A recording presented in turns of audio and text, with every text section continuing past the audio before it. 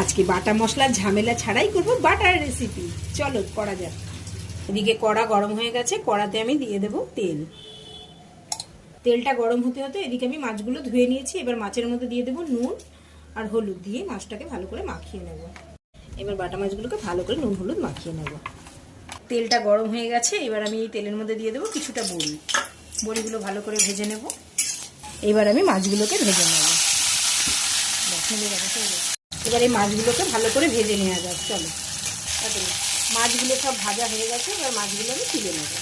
এবার এই তেলের মধ্যে দিয়ে দেবো কিছুটা কালো জিরে, আর দিয়ে দেবো কুচনো পেঁয়াজ, চেরা কাঁচা লঙ্কা।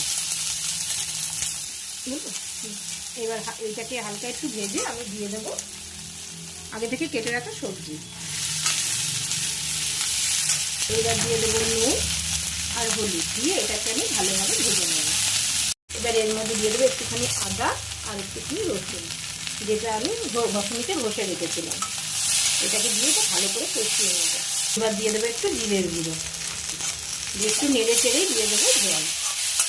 এটা কষানো হয়ে গেছে, এইবার আমি দিয়ে দেবো জল। এটা একটু ফুটে গেলেই দিয়ে দেবো মাছগুলো। ঝোলটা ফুটে গেছে, এইবার আমি দিয়ে দেবো মাছ আর ভেজে রাখা বড়িগুলো।